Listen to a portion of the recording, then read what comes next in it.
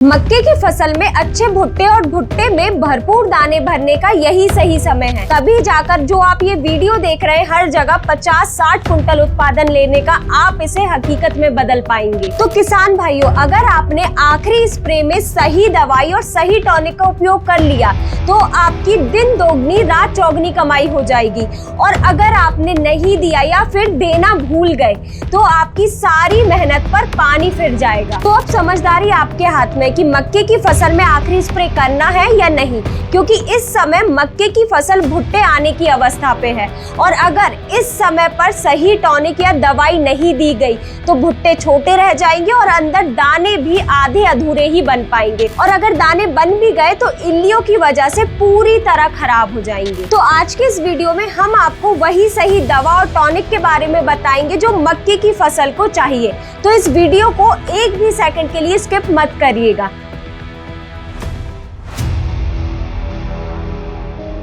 नमस्कार किसान भाइयों, स्वागत है आपका कात्यायनी ऑर्गेनिक्स के यूट्यूब चैनल में। किसान भाइयों, वीडियो को शुरू करने से पहले अगर आपने अभी तक वीडियो को लाइक नहीं किया तो एक लाइक कर दीजिए। तो किसान भाइयों, सबसे पहले बात करते हैं कि मक्के की फसल में आखिरी स्प्रे कब देना चाहिए। तो जब आपकी मक्के की फसल 70 से 80 दिन की हो जाए तब आपको आखिरी स्प्रे करना है। इस समय मक्के की फसल भुट्टे बनने की अवस्था में होती है, लेकिन इससे भी जरूरी बात यह है कि हमें आखिरी स्प्रे में कौन से प्रोडक्ट का उपयोग करना है, ये सबसे ज्यादा जरूरी है। क्योंकि इस समय पर मक्के की फसल में भुट्टे भी बन रहे होते हैं और इसी टाइम पर इल्लियों का अटैक भी भारी मात्रा में होता है। फिर चाहे वो फसल में फॉल आर्मी वॉर्म हो, स्टेम बोरर हो, तमाकू इल्ली हो, सेमी लूपर हो या फिर पत्ते खाने वाली इल्ली, ये सभी तरह की इल्ली मक्के की फसल में इस टाइम पर सबसे ज्यादा दिखाई देती है। और ये इल्लियां पत्तियों को खा खा कर उन पर छेद कर देती है और फिर जैसे ही मक्के की फसल में भुट्टा आना शुरू होता है, ये पत्तियों को खाते खाते भुट्टे तक पहुंच जाती है और भुट्टे को भी नुकसान पहुंचाना शुरू कर देती हैं। और इस टाइम पर ये फॉल आर्मी वॉर्म तो मक्के की फसल के लिए सबसे खतरनाक होती है, क्योंकि ये पौधे के तने के बीच में छिपकर अंडे दे देती है और जब ये अंडे से लार्वा निकलता है तो ये पौधे को पूरी तरह खाकर खोखला कर देता है। इस इल्ली का अटैक मक्के की फसल में इतना तेज होता है कि पूरे पौधे की ग्रोथ रुक जाती है और भुट्टे बनना शुरू होने से पहले ही बंद हो जाते हैं। और अगर जैसे पौधे में भुट्टे आ भी गए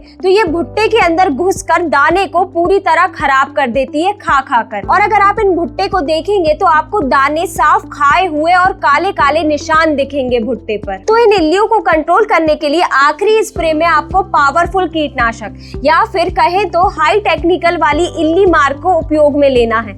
वही है कात्यायनी क्लोडा। ये एक न्यू जनरेशन और हाई टेक्निकल वाली कीटनाशक है जिसमें क्लोरेंटानिलीप्रोल 9.3% प्लस लैम्डासाइलोथ्रिन 4.6% ZC है, जो मक्के की फसल में आने वाली हर प्रकार की इल्लियों के खिलाफ बहुत ही प्रभावी है। क्योंकि सबसे पहले इसमें मौजूद क्लोरेंटानिलीप्रोल स्प्रे करते ही पौधे की पत्तियों से लेकर डंठल तक पूरे पौधे में अच्छी तरह फैल जाता है, यानी कि ये सिस्टमिक एक्शन द्वारा काम करता है। और फिर जैसे ही ये इल्ली पत्ते या फिर भुट्टे को खाना शुरू करती है तो ये कीटनाशक उनके शरीर के अंदर जाकर होने वाली सभी गतिविधियों को रोक देता है, जिससे कीट खाना बंद कर देता है, जिससे कुछ ही समय में ये इल्लियां मर जाती हैं। वहीं दूसरी तरफ लैम्डासाइलोथ्रिन का असर तो बिजली जैसा तेज है। ये कांटेक्ट एक्शन द्वारा काम करता है, मतलब कि इल्ली जैसे ही कीटनाशक के संपर्क में आएगी तो ये तुरंत कीटनाशक इल्ली के नर्वस सिस्टम को डैमेज कर देगा, जिस वजह से इल्ली पैरालाइज हो जाएगी और कुछ ही समय में मर जाएगी। मतलब क्लोडा के असर से इल्ली चाहे पत्ते पर मौजूद हो, तने पर हो या फिर भुट्टे के अंदर,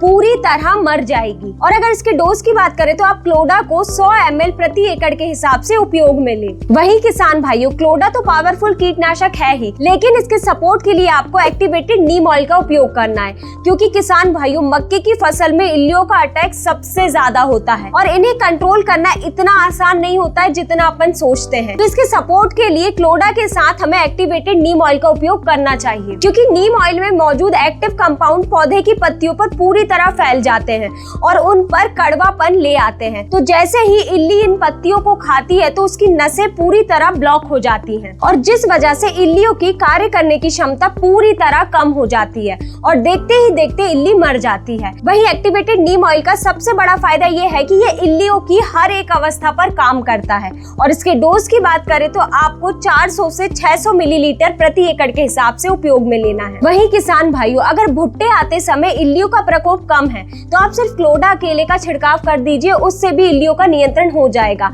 आप नीम ऑयल का मत उपयोग करिए। लेकिन अगर फसल में इल्लियों का प्रकोप ज्यादा है तो आप क्लोडा के साथ एक्टिवेटेड नीम ऑयल का जरूर उपयोग करें। तो अब वीडियो में आगे बढ़ते हुए सबसे मेन टॉपिक की बात करते हैं कि भुट्टे कैसे अच्छे बने और भुट्टे में ज्यादा से ज्यादा दाने कैसे आए और जो दाने आए हैं वो वजनदार कैसे हों। तो किसान भाइयों, इसके लिए सबसे बेस्ट टॉनिक है भन्नाट। ये एक प्लांट बायोस्टिमुलेंट है जो एल सीरीज के अमीनो एसिड से बना हुआ है। साथ ही इसमें एल्कलॉइड्स भी हैं और कुछ मात्रा में इसमें विटामिन और सीवीड एक्सट्रैक्ट भी पाया जाता है जो सीधे सीधे पौधे में अच्छे भुट्टे लाने में मदद करता है और भुट्टे में ज्यादा से ज्यादा दाने लाने में मदद करता है और साथ ही दाने के वजन बढ़ाने में भी बहुत ही असरदार है, जिससे आपको बाजार भाव अच्छा देखने को मिलता है। और सबसे अच्छी बात, ये पौधे में आए तनाव को भी कम करता है, जिससे पौधे की वृद्धि अच्छी तरह हो पाती है। तो किसान भाइयों, ये थे वो 3 प्रोडक्ट जिन्हें आपको मक्के की फसल में आखिरी स्प्रे के रूप में लेना है। मैं ये दावे के साथ कहती हूँ कि अगर आपने आखिरी स्प्रे में ये बताए गए प्रोडक्ट का उपयोग किया तो आपको बहुत ही बेहतरीन रिजल्ट मिलेगा। तो किसान भाइयों, ये थी जानकारी मक्के की फसल में आखिरी स्प्रे कब करना है, कौन सी दवाइयों का उपयोग करना है और किन बातों का ध्यान रखना है।